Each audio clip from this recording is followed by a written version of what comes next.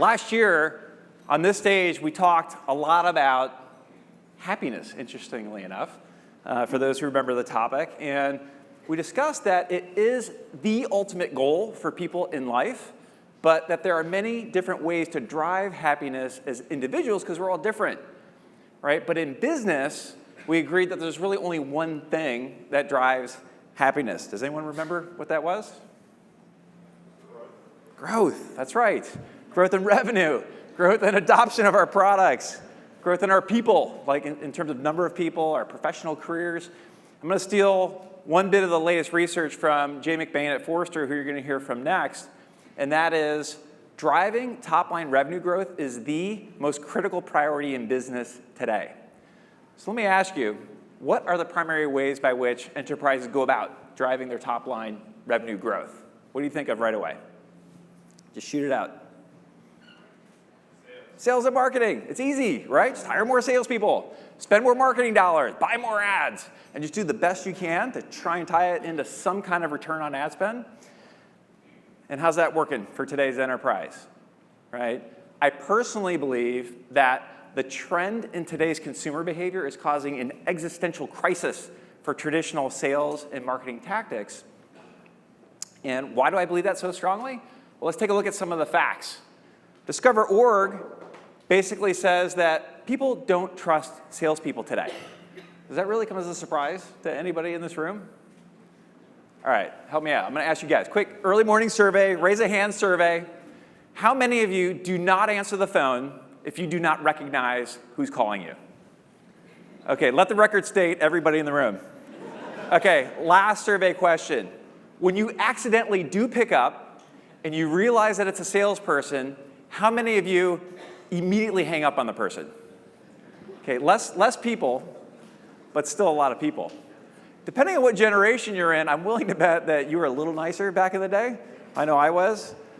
Maybe I'm feeling more bad about it now. I give them a moment and I just say, listen, take me off your list, click, then I hang up. I'm at least nice about it. They feel better, I feel better.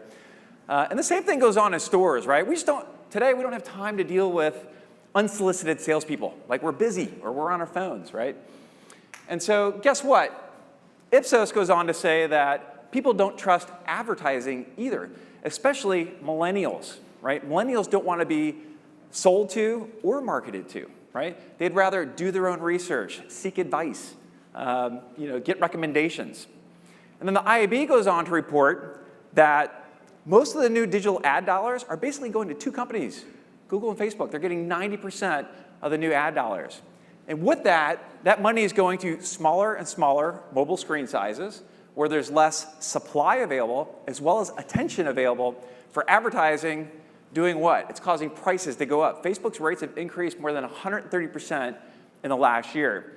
And then you pile onto all of that the havoc that GDPR and ITP is wreaking on tracking the effectiveness of advertising, let alone rendering any use of third-party data just utterly useless.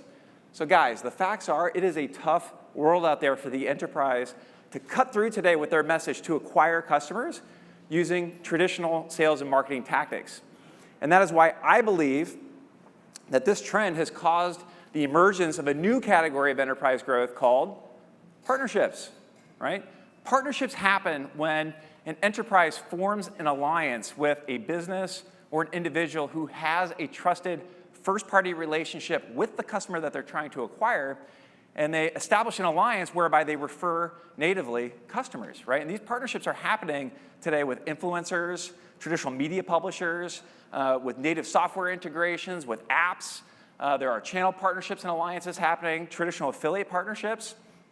And it's a big deal, right? And if you don't believe me, believe Mark Pritchard. He's a chief brand officer at Procter & Gamble. Just last week in this Business Insider article, he is outlining his frustration with everything that I just talked about, including frustrations with Facebook and Google. And what is he doing? He's pursuing non-advertising strategies, meaning not advertising. He's pursuing partnerships. And so this is absolutely a big deal that today's enterprise leaders need to take dead serious. One reason is the World Trade Organization reports that 75% of today's world trade goes through exactly these kinds of partnerships today. Forrester, who's going to be on stage next, is also predicting that the next wave of enterprise growth is going to come from optimizing this new channel. And this is all leading up to what is now being referred to as the new partnership economy. So let's pump the brakes here for a minute. What are we talking about here with these partnerships? What are they? How do they work? What's the flow? I want to take you through a couple high-level examples of exactly what we're talking about here in partnerships, just so you can kind of get a sense of the innovation that's happening in this new category for enterprise growth. And I want you to hang in there with me through these examples, because I think the context is important for today's discussion, and we're going to unpack a lot more of these details up on stage today. Ticketmaster has a native software integration with Spotify. A person can listen to an artist on Spotify, tap through different content, tap over to the Ticketmaster ticketing experience, purchase a ticket. It's not an ad. It's a native software experience that just makes sense. Airbnb has a strategic business development partnership with Qantas and other airlines.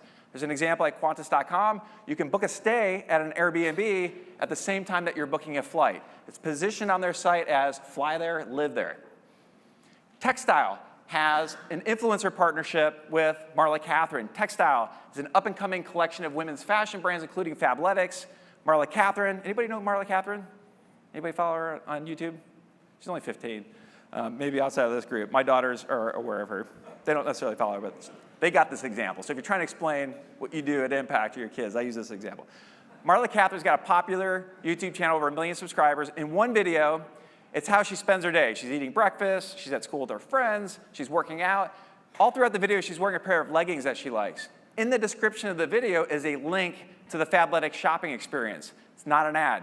She is referring people to Fabletics for a product that she likes.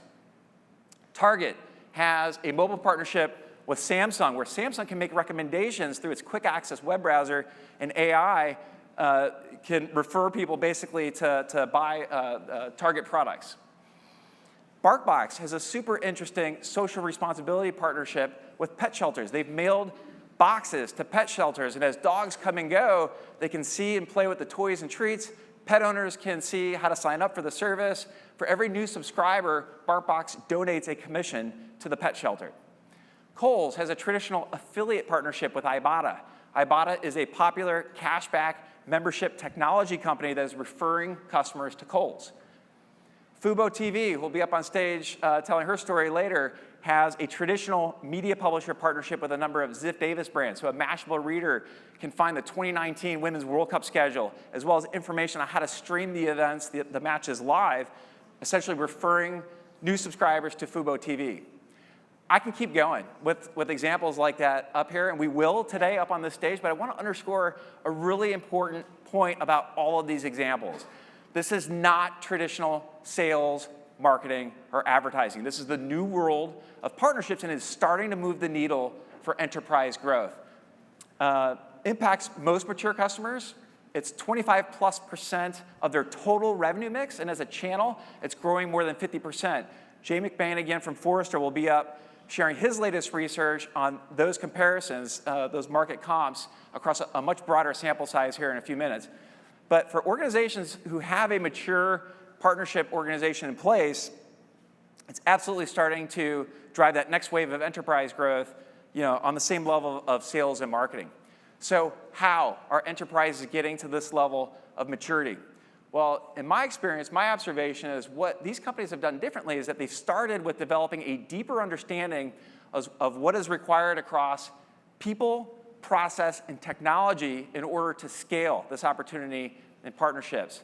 So let's unpack people, right? Just like most companies have sales teams and marketing teams, we're starting to see partnership teams form within the enterprise. We're seeing the consolidation of business development teams, with influencer teams, with affiliate teams, with channel partnership teams.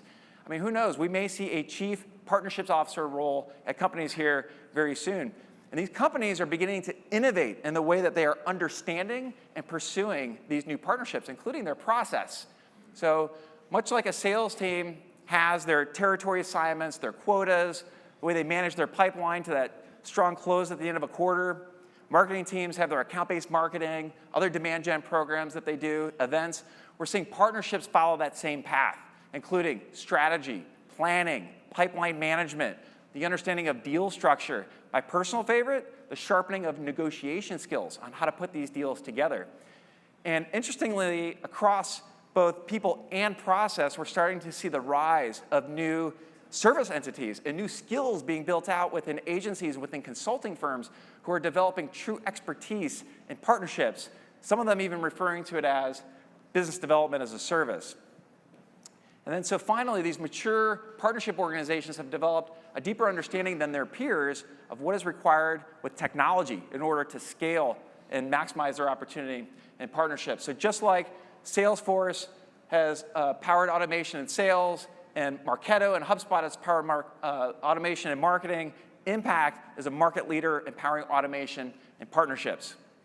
So how does this partnership automation stuff work exactly? What does the software do? I'm going to give you a high-level run-through of what it's all about. Starting, if you were to unpack Impact's partnership cloud, starting with Radius, which really answers the question, how do I contract with my partners directly? How do I pay them globally?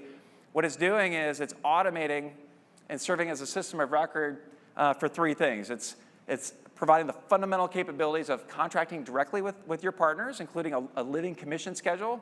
It handles the tracking and crediting for your partners, as well as payment processing. So if we go back to the Ticketmaster Spotify example, Ticketmaster is relying on Radius to contract directly with Spotify. They're relying on Radius to handle the tracking and proper attribution to Spotify as the partner who referred a ticket sale. And they rely on Radius to process the commission payment from Ticketmaster to Spotify as the partner.